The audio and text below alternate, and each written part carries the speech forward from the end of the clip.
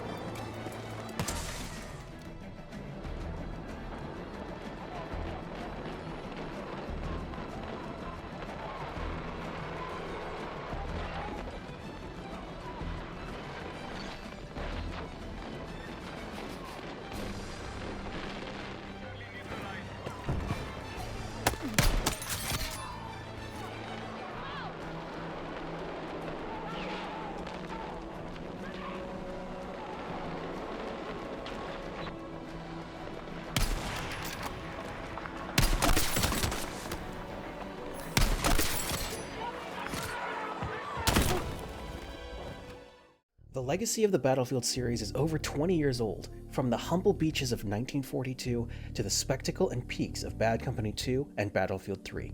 To the controversy and decay of Battlefield's Hardline and 5, Battlefield 6 has released with a mixture of expectations and apprehension. This video is a bit of an experimental one. While I make these videos for fun, this video is intended to be more along the line of my Greedfall review. A general analysis of the game, and a recommendation on if you should purchase it or not. And unlike my Halo video, this will not be an in-depth retrospective analysis, nor is it as intensely researched as that video. Regardless, we're not here to yap all day. Let's get started. And to begin with, let us start with a component of the game that is the weakest, the campaign. To give you a TLDR, the Battlefield 6 campaign is a complete waste of time. Starting from the basic premise, we already have issues narratively. The opening cinematic wants us to believe that a private military company has developed the resources and manpower to start taking over military duties of many nations, including former NATO nations. With NATO itself being made to appear completely inept, this scenario is completely ridiculous from the onset. And ignoring the issues with the existence of Pax Armada, let's first look at the issues with NATO from the game's understanding. It seems whoever wrote this story doesn't actually understand how NATO works, and is basically using it as a stand-in for the United Nations. NATO itself isn't an encompassing organization like the United Nations. It, as the name suggests, is a treaty organization, just a mutual defense pact for all intents and purposes. Issues arise here in the first mission, where a quote-unquote NATO base wouldn't actually exist. NATO isn't a military organization, it's a collection of the signatory militaries that agree to cooperate with each other. We could have simply stated this is a US military base, and the same setup could exist. As the US, at least before our current administration, is the unofficial leader of NATO.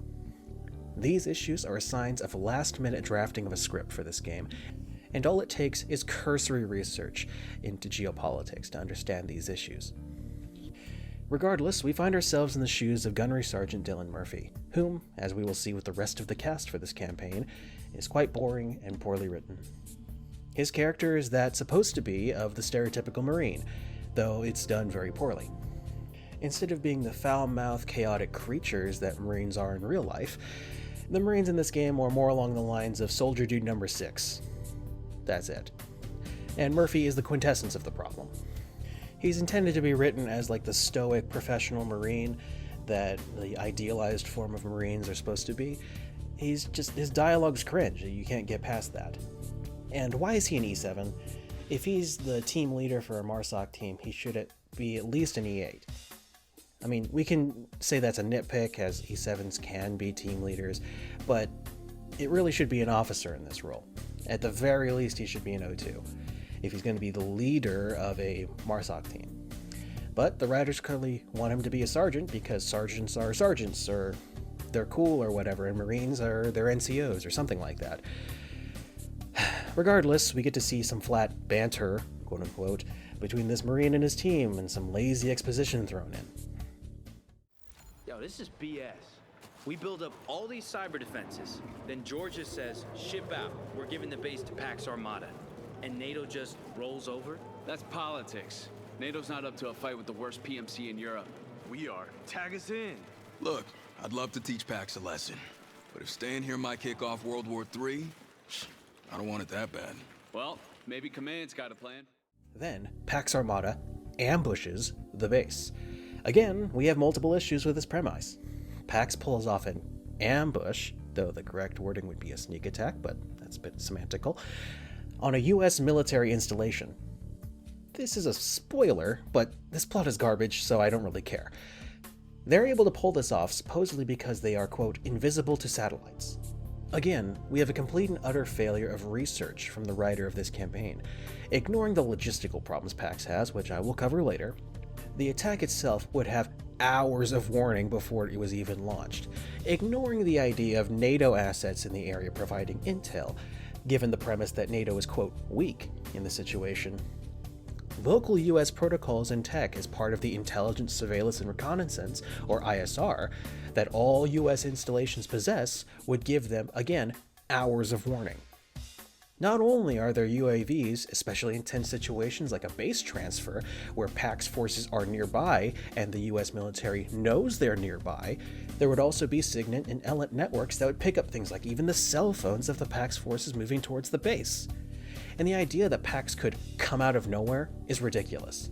But, as with most things in this campaign, we have to ignore it and carry on. We fight through Pax forces, and again we run into issues. This time it's gameplay related. We're taking our first plunge into gameplay, and immediately what I see? Exploding red barrels. For a game that is labeled and is presented with its photorealistic art style to be realistic, why are there random exploding barrels? I thought we moved on from this in the 2010s. Regardless, after we move past the first combat arena, we run into the first moment where our protagonist should be dead. Some explosions go off, not feet from our protagonist, which sound like mortars or some sort of long-range fires. Regardless, I'm not entirely sure because the road is fine, but the hangar's destroyed from whatever strike it was. I'm just confused. But you will see it is the beginning of a pattern with this game. It is highly inconsistent by whatever's going on screen. And next we get a turret section, yay. I love turret sections. And we get to see some of the problems with this campaign. While everything looks and sounds great, the vehicles are able to drive through things and survive things that don't make any sense, like just driving through walls that they shouldn't be able to drive through, yet are also exploding from a stiff breeze, or something clipping it. Then at one point I had to do something, so I left my controls, and I also noticed I was alive. I made it through that part of the turret section without having to do anything. Wonderful. Finishing this turret section, we get to now call in an airstrike, which also doesn't make any sense, but I'm not going to describe it because it doesn't matter. Because I was distracted by these visual bugs on my squad mates' guns. We fight towards a server farm, which apparently this is what the base was holding, and clearing up the combat arena, we get a return of classic invisible loading screens that I had thought had gone out of style.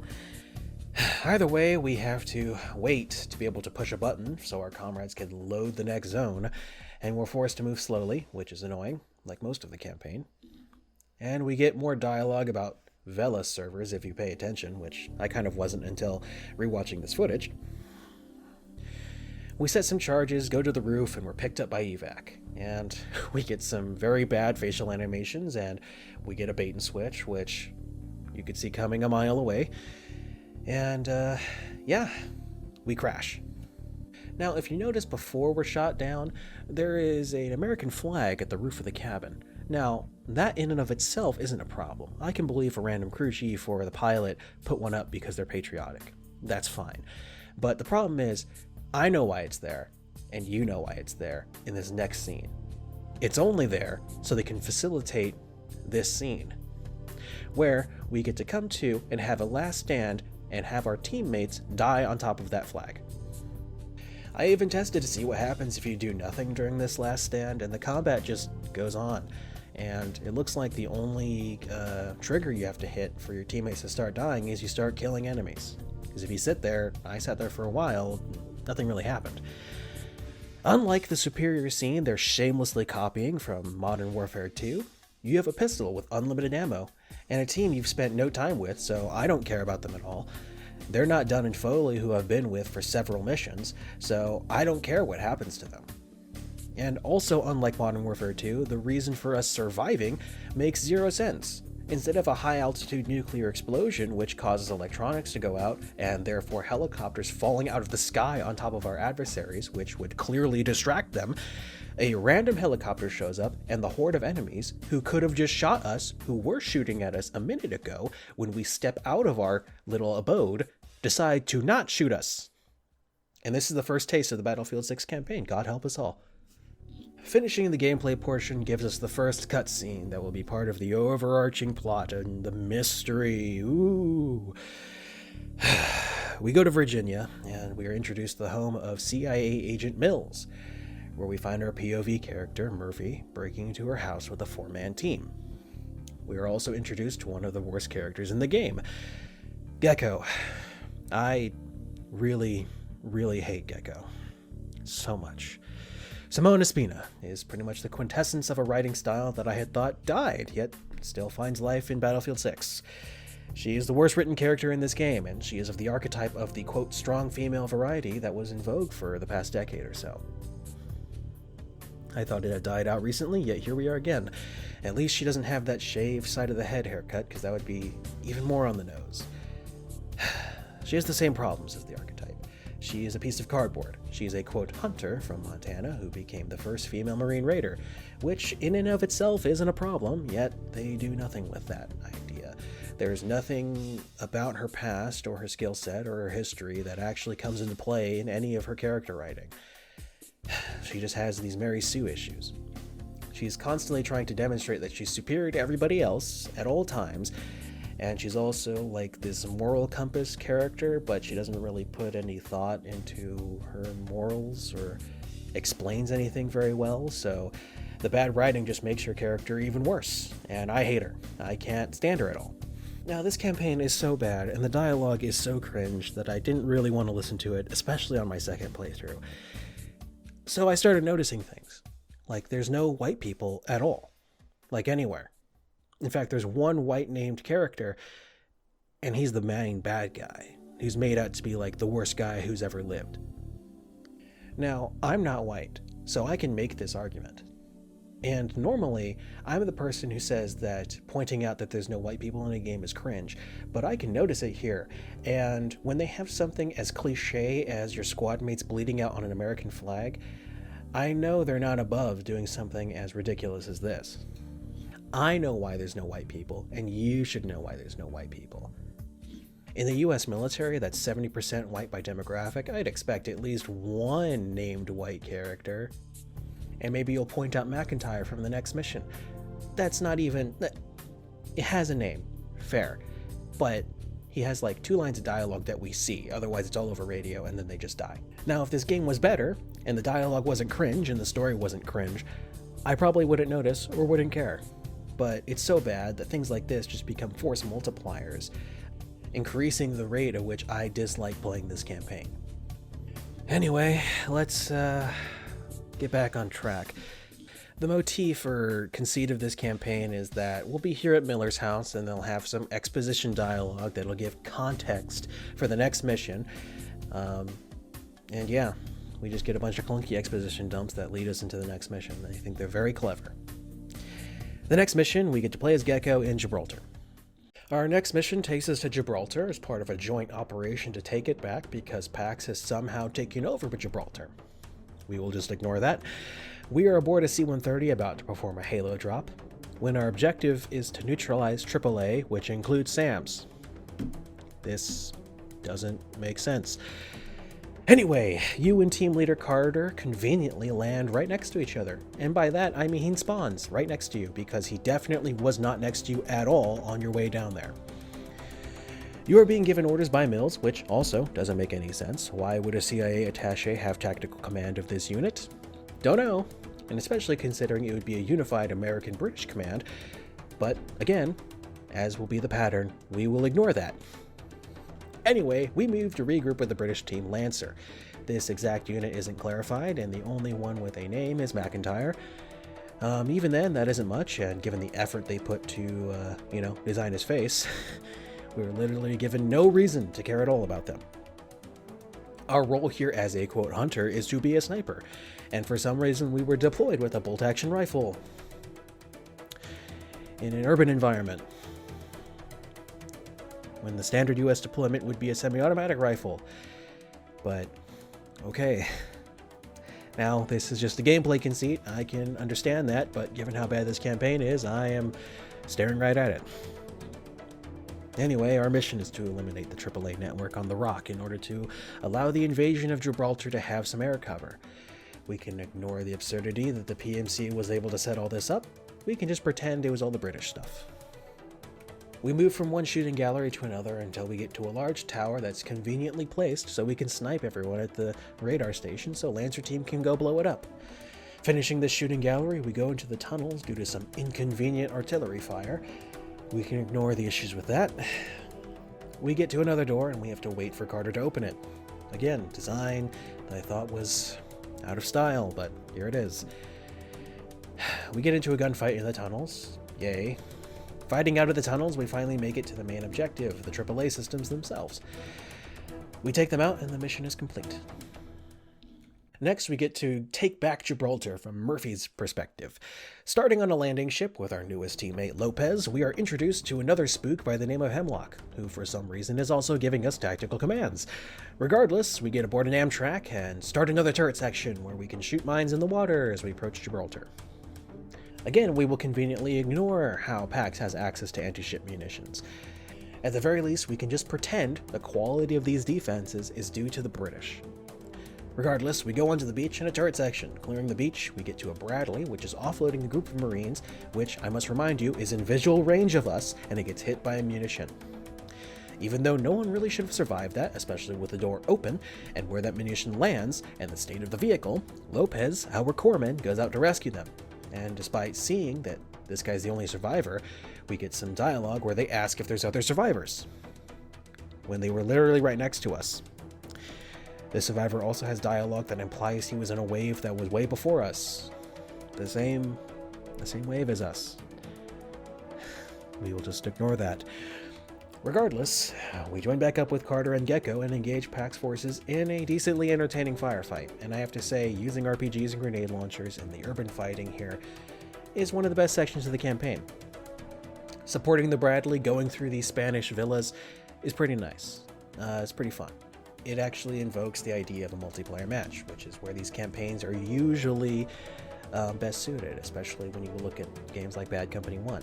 However, it wouldn't be Battlefield 6 campaign without some problems. The AI Bradley operators love to waste their shots on one guy, and are only able to hit things half the time, leaving most of the enemy clearing duty to you. Now, after fighting through the city, we come to a square, where there's a bunch of PAX forces all kind of just milling about, even though there's been gunfire literally streets over, and the sound of tank fire and an invasion going on, they're not particularly on alert. Anyway, the leader of the British Lancer Squad, McIntyre, has been captured by the commander of the PAX forces, Mr. Kincaid, who is our main villain of the game. Ooh! He's a terrible villain. He escapes our grasp every time simply due to the will of the writer and nothing else. Nothing he does is particularly clever. In fact, he's pretty stupid, and is only bolstered by the fact that everyone else is even more stupid. Thanks. Also, given that we had no real time with Lancer Squad, the execution of McIntyre means nothing. So we engage the PAX forces with the support of Marine reinforcements and the Bradley. We fight our way into the command building to try to find Kincaid, but he's conveniently escaped. How? because the writers said so. Let's take a moment to examine Pax Armada itself as an entity. Using the dialogue from the game, we can gather that this private military company has somehow gathered the manpower and financial resources to create a military apparatus to specifically rival and oppose NATO. Which, if you have any knowledge of military affairs, this is patently ridiculous. For example, if Elon Musk, richest man in the world, wanted to create a private military to rival just the United States, he would need to liquidate his entire net worth to match the spending of the US for a single year. And that's just monetary expenditure. This says nothing about the actual acquisitions of hardware, manpower, knowledge, etc. that a military needs to operate. In fact, the only source of funding that is pointed to is a billionaire tech guru we find in the next mission. Again, using a modern analog, it doesn't make any sense. For example, the most prolific PMC of the modern age, Wagner, essentially a private military used by the Russian Federation to operate where Russia technically isn't, quote-unquote. Wagner, at its peak, was only the equivalent of a division-sized element, specializing in light infantry operations. They had some tanks and some helicopters, but nothing on the scale of Pax. The logistics and bureaucratic apparatus that is required simply isn't acquired overnight. We are meant to believe that NATO, every signatory country, just sat around letting Pax develop like this? Are we also meant to completely disregard that Pax took over military functions for European nations? This is, again, patently ridiculous. Anyway, with this clown car over, we can continue with the hilarity that is the Virginia plot. Mills unironically steals a line from Peter Baelish.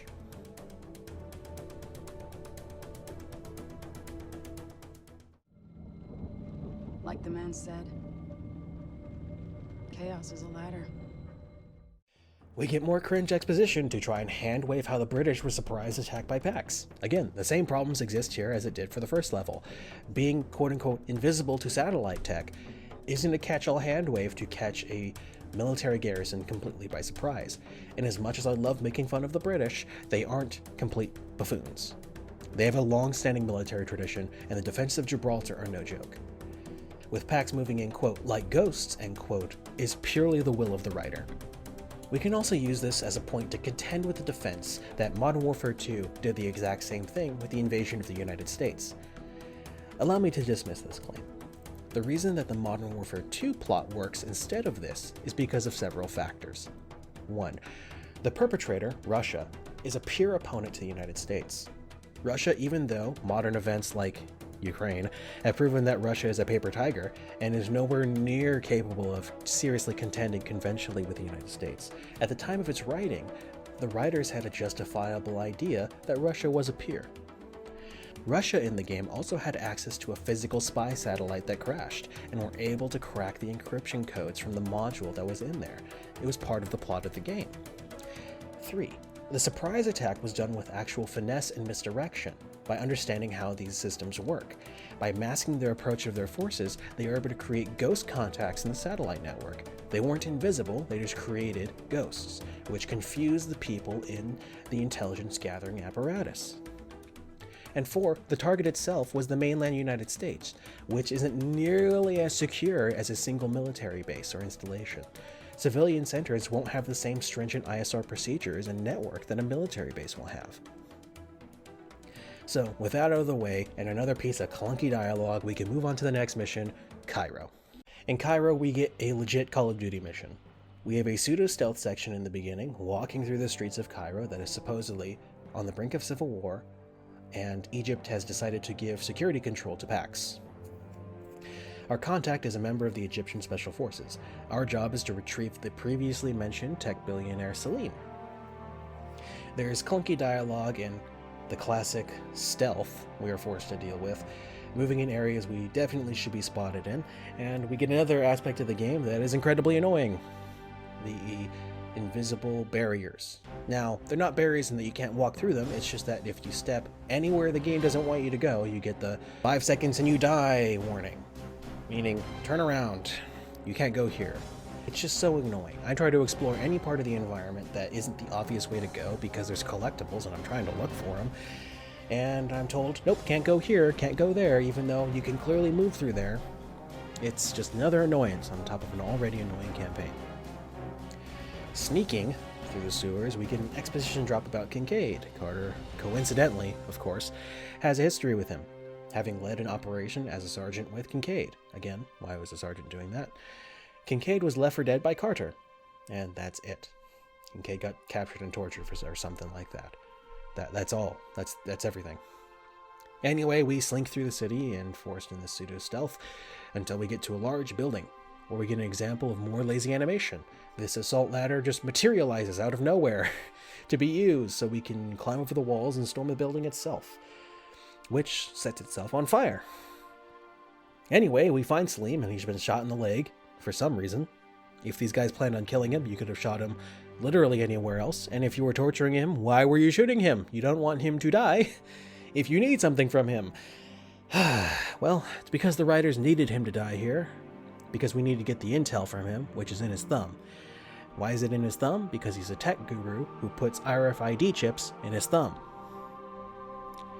That makes sense. Anyway, we leave the building to fight our way to our evac point. And after that, a helo attacks us and kills the evac crew, and so we have to go to a market, where there's a sniper who's comically close to us and could easily kill any of us, considering how close we are. But, you know, Lopez has to go for the thumb because he dropped it for some reason, even though it was in his dump pouch. Then takes a shot to the vest, and we kill the sniper. Great. Anyway, we have a last stand mission. We have to hold out until evac arrives, forcing us to take out a chopper with RPGs. Definitely not a Call of Duty mission. Now, if the pilot wasn't a brain-dead idiot, he would have killed all of us. But no, it's a video game, so he has to be a brain-dead idiot, I guess. Eventually, we're rescued by Egyptian army troops and MRAPs, and of course, of urgently getting inside of them, we move comically slow. But anyway, our journey ends in Egypt for now, and we get yet another cringe scene in Virginia with the team talking to Mills, with more exposition about the magic tech that makes you invisible to satellites. Ooh! Even though, if you made the troops invisible, you wouldn't hide the evidence of their presence, especially with large amounts of them, but we could ignore that. Ooh! Anyway, we get more drama, and then, you know, the next mission is Brooklyn, so that's where we're heading next. The first of the Brooklyn missions begins with us taking over as Carter, and again we're assaulted with more exposition. Gecko is again being the worst, and we have Chekhov's destroyer sailing through the river. We land in a baseball field that is servicing as an impromptu military base, and our mission is to attack the PAX HQ so we can distract the PAX forces, so we can set up an ELINT platform to start intercepting PAX transmissions to figure out what exactly they're trying to do at this NATO summit in New York. And after we successfully do so, we coincidentally, while in the command center of PAX, and after having some exposition dumps, Kincaid suddenly now decides to tell everyone over the radios that are being intercepted, just when we manage to intercept them, coincidentally, that they're going to use Chekhov's destroyer to start launching missiles at Brooklyn. And Kincaid also decides to just FaceTime an iPad that's in the room, just so we can have a conversation between him and Carter. I literally rolled my eyes when I saw it was him on the iPad. Your men are dead, Alex. Has Carter? Fucking hell. Look at you. Talking like we're old pals. Like nothing ever happened. Oh, fuck that. If I'd known you were alive, you know things would have been different. Well, the whole world's gonna look different now. Just takes a little shake of perspective.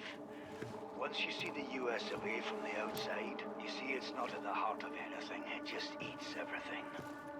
Oh, yeah? So you're gonna replace it with what? Huh? PAX doesn't stand for shit except money and power. Jesus has. You never change. You could stand in the Empire State and talk like that with a straight face. But there's better freedoms to die for.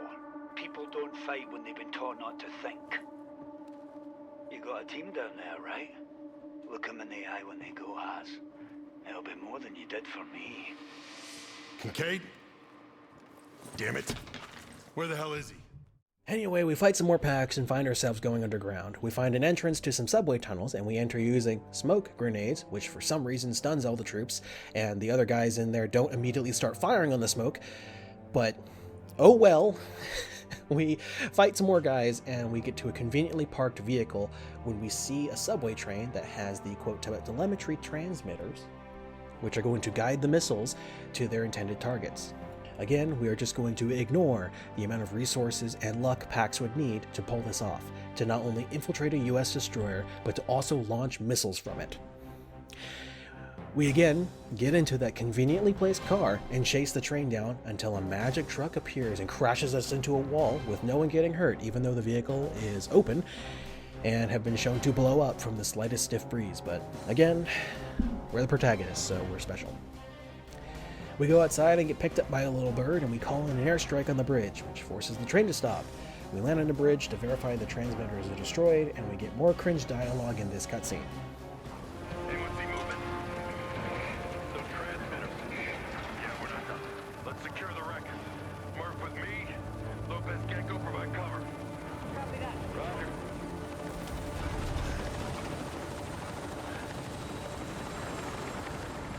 Kate really got us to fire on our own bridge. Yeah, it's a pattern. How do you handle someone who turns your own weapons against you? Fight smarter.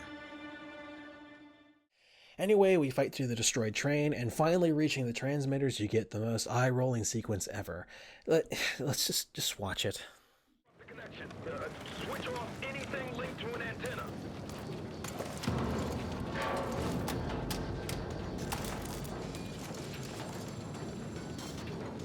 Murph, it didn't work. Then they set up a backup. Look for something with a battery and a lot of wires going into it. Fire! We got. Yeah, I see it. Disconnect every wire.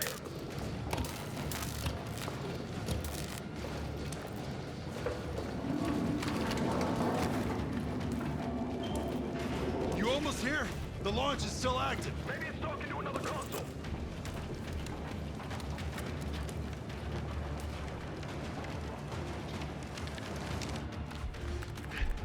It's online, no idea what it's doing. Then just break the shit out of it. Can do.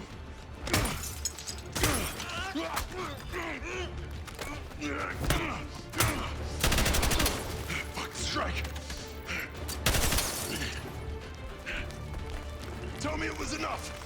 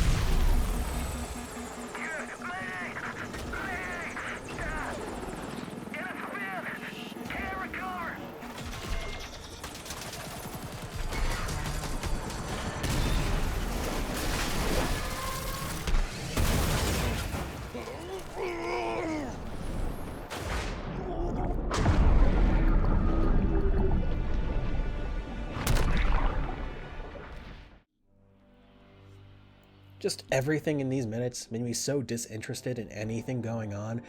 They're just so stupid. Like, I immediately thought of shooting everything in here to disable it. We're here to disable it. We're not here to mess with anything. We're here to disable it. So why aren't we just shooting it or blowing it up? But no, we gotta do this sequence. Anyway, we have to go save the president now. After taking a PAX vehicle and having some exposition dumps on a newsreel, we find that the presidential motorcade has a huge-ass crater in the roadway. I have no idea how that got there, or what munition made that, and how that didn't kill the president? No idea. Anyway, we have to fight our way to the fire station where the counter-assault team is holding out against the PAX forces. And I'm just wondering, where's the military assets that would be stationed nearby, especially for a NATO summit? Where's the KRFs? And PAX has an absurd number of troops on US soil. You can't just hide this number of troops and vehicles that they have access to in these missions here in the US. It doesn't make any sense. Even with Salim's funding, quote unquote, no amount of money is able to help you hide this. In New York, in one of the most dense areas on the planet, you would have nosy people calling the police over stupid shit all the time. I could understand maybe 100 guys with some small arms. You could source all that locally. But explosives and vehicles and a tank? Come on. Regardless, we find ourselves in a fire station with the president and his detail who have holed up, and we need to go to the roof to secure a landing zone for Marine 1. And again, couldn't notice, no white people in this room at all. Weird. Anyway, we get to the roof and Marine 1 and its escorts are arriving with no escort of their own. It's just the 3 choppers. And then Kincaid, on an open channel, calls for a drone attack. Why did they have no escorts in an active combat zone? No idea. Murphy gets the idea to go kill the drone operators with just Gecko.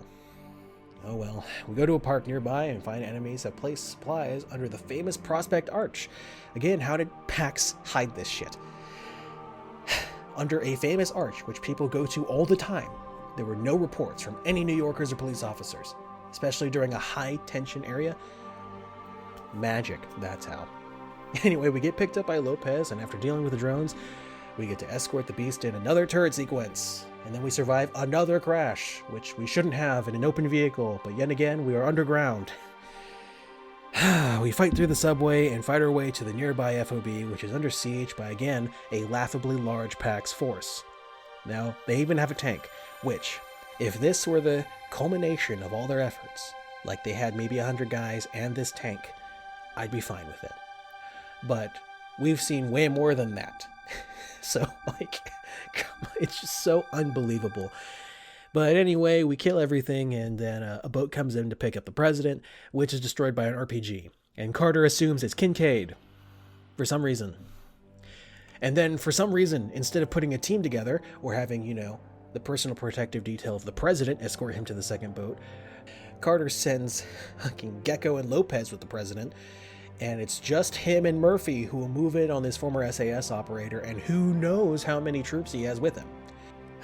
We, of course, get to watch a cutscene where Murphy is suddenly incompetent and gets captured for some reason, and Carter goes to try and capture Kincaid for some reason instead of just shooting the guy who just tried to kill the president.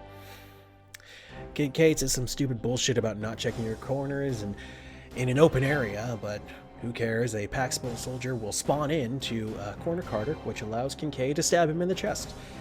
We get some cringe dialogue, and Kincaid stabs him a few times and doesn't mean anything, and then Kincaid just decides to let us live for some reason, because some freshly spawned US troops are on their way, and even though there should be tons here already, literally a second ago there was a bunch of them, but again, we will ignore that. Murphy is the leader now, hooray! And then we go back to Virginia. We get some cringe with Hemlock showing himself, and we get some info dump about context from multiplayer, and anyway, we're going back to Egypt. In Egypt, we get the obligatory tank mission of the campaign, and since there's little to no story, it's the most fun mission. Oh well, the Egyptian army is launching a civil war against PAX, and come on, how does a PMC have not only the ability to purchase, but maintain and utilize dozens of main battle tanks and IFVs? PAX operates mainly European export variants of equipment, which again makes no sense. Even if NATO were, quote, falling apart, Germany, one of the core members, has the strictest military export laws in the world and would never allow the sale of their vehicles or their variants to PMCs, especially not a hostile one. Even if it were from former NATO states, why would they have an interest in doing so? They're just making themselves weaker and more likely to have to give up their security to PAX. This doesn't make any sense.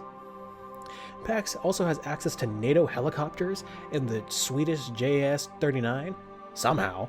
Now, for the Su-57s, they're there just to contend with the F-22 gameplay-wise, but there's more of a reason for them to have that than anything NATO-wise. Russia's always been more willing to arm other people with their equipment than NATO is. If they really wanted this to be believable, PAX should be armed with exclusively Russian, Chinese, or even Pakistani equipment, not this. But whatever.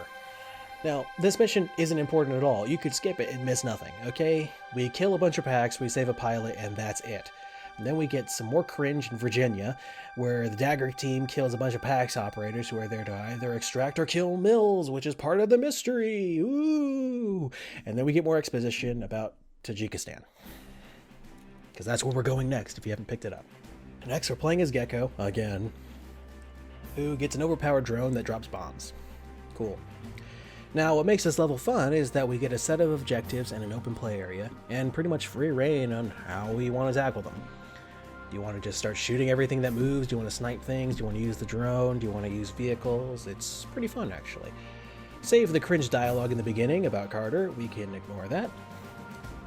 Our mission here is to disable the SAM sites in the area for an offensive against a PAX base.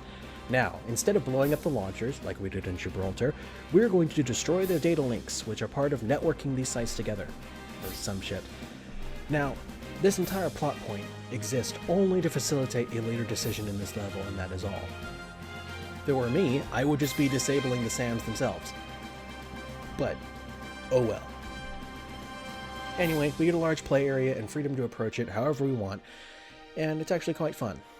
However, it's short-lived because next we have to go to a single area and use this overpowered gadget, which uses these homing rockets to destroy a PAX QRF that is conveniently driving slow as hell to be destroyed by it.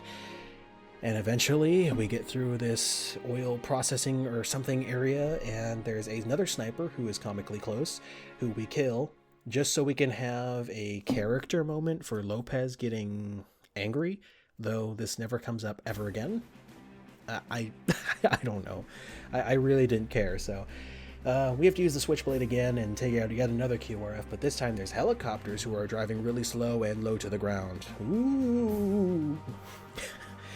Dealing with that, we use the conveniently placed vehicles to drive up to the last SAM node, whatever, and we're next to a dam. We try calling in an airstrike because the SAMs are still active, because of course they are. But there's some AAA on the dam, so we have to go up to the dam to destroy those, and then we rappel down off the dam blows up, we get in a truck that's comically slow, and the dam kind of just tumbles a bunch of water, and that's the mission. Yay. You can tell how much I care about this mission. We get more cringe in Virginia with Mills being responsible for blowing up the dam, somehow. We also learn that Project Velis, that was mentioned before, is a list of the operatives that the CIA has planted inside of PAX, which implies that CIA created PAX. We get one more mission and the campaign is finally over. Thank God. The final mission is us assaulting a PAX base. Now, unlike other missions, PAX's presence here actually makes sense. In one of the stands, where there's no NATO presence and they're under constant Russian pressure and threat, it would make sense for a large PMC to have influence here. Then it gets ruined by cringe dialogue from a Sergeant Tai, who again is leading a team when an officer should. Our objective is to destroy some hypersonic missiles that PAX has gotten a hold of. How? Good question. Moving on. We fight a fuckload of PAX troops and assault the base. Make it to the silos and find that the magic explosive base is already mixing, meaning we have to go faster, which means one of them is going to blow up. You know that, alright? We disable two, but Tai and her team are at the last missile because they're slower than us because they're not the protagonists. And then they have to blow one of them up. Oh wow. An honor serving with you, Dagger. Give him hell. The honor was ours, Di.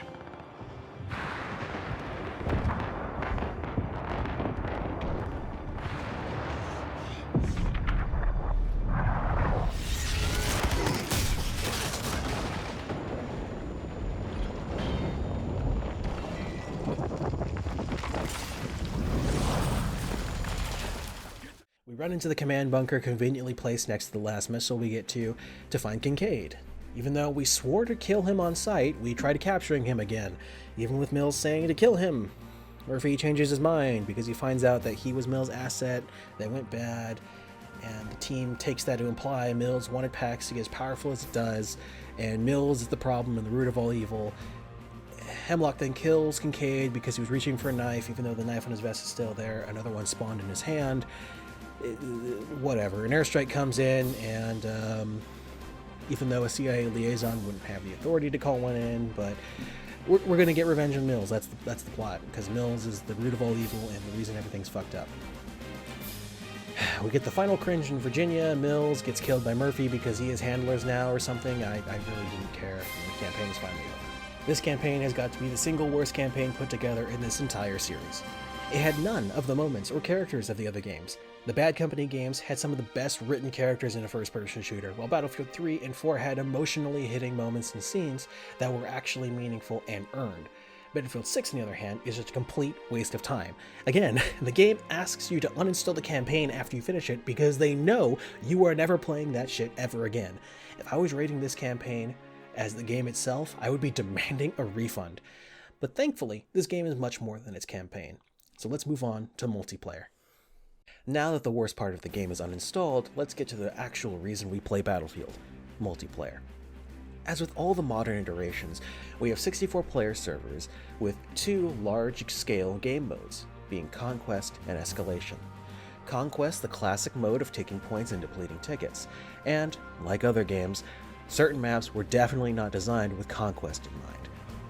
They were definitely designed with Escalation in mind. Escalation is where securing the majority of points gets you score meter. This score meter eventually fills up and locks down a sector, typically one closer to your spawn point. Once a sector is locked down, the score resets, which creates an interesting tempo because it doesn't reset the control of the points.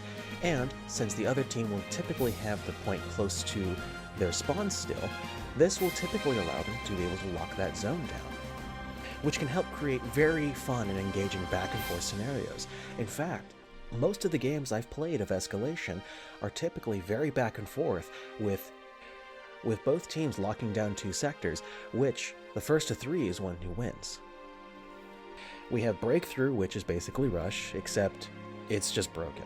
Some maps it's impossible to attack, and while other maps are just impossible to defend on.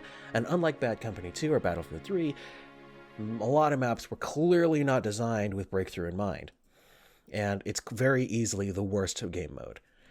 And speaking of maps, there's 8. With maps like New Sobek City being famously bad with the weird spawning angles and vectors of attack and the super high towers where all the recon players are going to camp, it's just a nightmare. However, maps like Liberation Peak and Iberian Offensive are some of the best in the series. However, DICE has given us tools to make custom maps, and some of the first ones we've seen so far are fantastic, and it's going to be a great addition to the game with custom servers. The 4-class formula has returned. First, we have Assault, intended as the frontline gunfighter with the Adrenaline Dart, giving you buffs to help you win those gunfights. In closed weapon modes, they use assault rifles and carbines. They're also able to use 2 primary weapons, which gives them more utility. Or they can just have a 3rd gadget. Personally, I just use a rifle or a shotgun depending on the map, and 3 gadgets. The Adrenaline Dart is pretty annoying to try and use. It's crazy short, and when you try to use it, you have to use it literally the second before contact, otherwise you're going to waste it, and if they run away from you, or if you can't catch somebody, it's gone. It's pretty annoying because the benefits it gives you, while good, aren't good enough that you want to be using it all the time, so most of the time I just don't bother trying to use it. However, the gadgets like the Assault Ladder and Spawn Beacon are awesome. In fact, the Assault Ladder, if you know how to use it properly, is one of the best gadgets in the game. Engineer, which has been my main class in every Battlefield game I've played, is better than ever. They're intended to use SMGs, and you get the Repair Torch and AT gadgets. The default launcher is actually not dog shit, actually being a homing launcher and hits the top of vehicles for more damage. However, it isn't really useful for anything else. But once you unlock the RPG, you actually have a lot more utility. AT mines are very underrated. If you know how to place them on likely vectors once you get proper map knowledge, getting kills with them is very satisfying. Nothing gives me more dopamine when I see the little kill feed pop up and I see it's one of my AT mines. Now, most brain-dead engineers will just place the 3 mines in a cluster and forget about them. What you want to do is place them on the vectors of attack, and to know that, you have to be using a lot of vehicles and know where are the best ways to get to certain areas of the map. However, this is offset by other engineer gadgets being less useful. The magnetic mine, you only get 1 of them instead of 3, and the other ones are locked behind the long grind. In fact, explosives in general aren't that useful. Really, only frag grenades are the only ones that are effective at killing players. I've shot an RPG at people and it did no damage. In fact, I only got the little suppression meter. Moving on to the support, they're back with their defibrillators and now a unified supply bag that gives ammo and heals. They're intended to use the LMGs, which suck. The gadgets, the defib is basically a must-have, and the deployable cover is nice in any situation. However, most of the fun stuff is locked behind the challenges and long level grinds. The recon it's recon. You get sniper rifles and the other meme gear, some of the most overpowered gadgets in the game.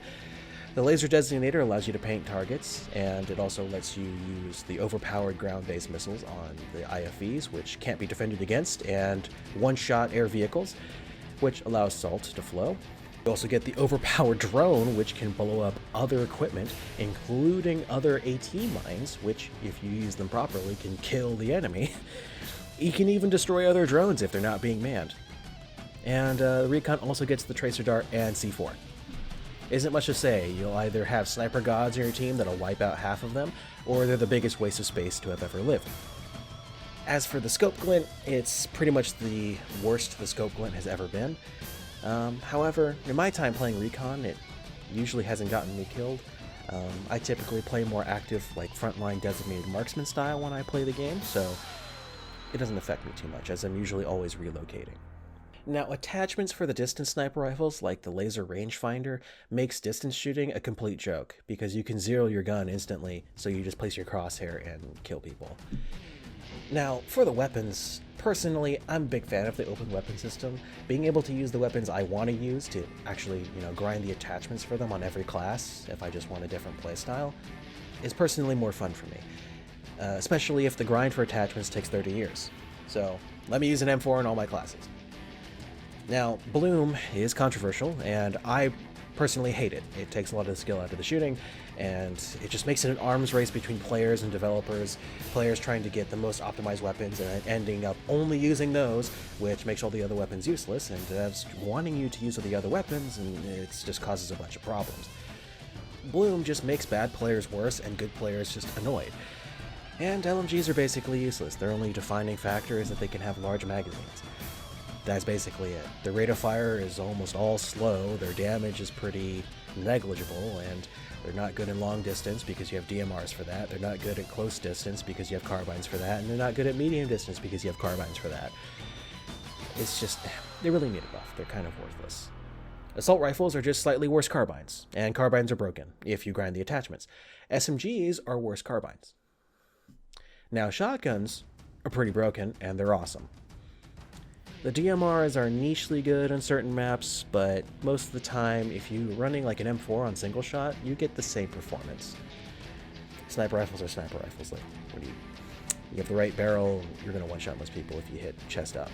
So, now the grind itself is mind-bogglingly long, and EA did release an update to make it faster, and the process of getting attachments is a bit faster now, but you still have to grind to get them.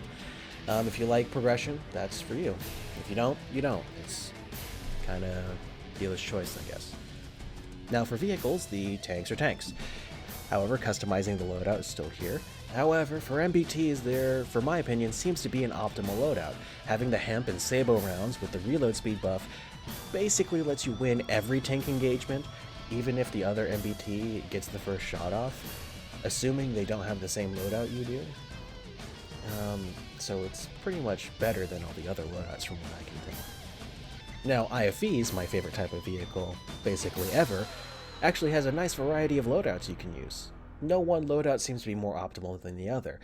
If you're not particularly accurate, you may want to be using the general purpose high explosive rounds for the main gun, and have all of your AT potential inside of your missile.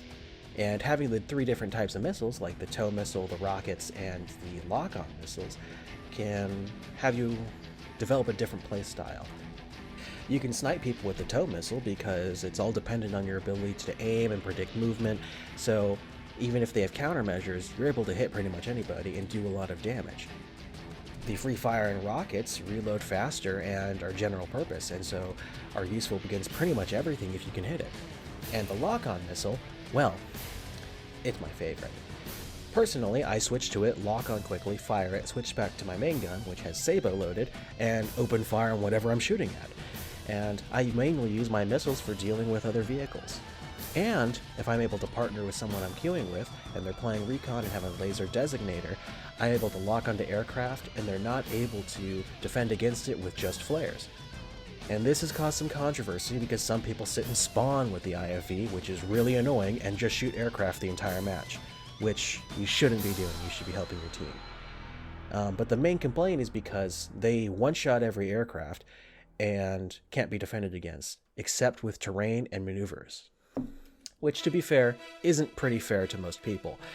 I would say it should put vehicles in the red and have to be repaired.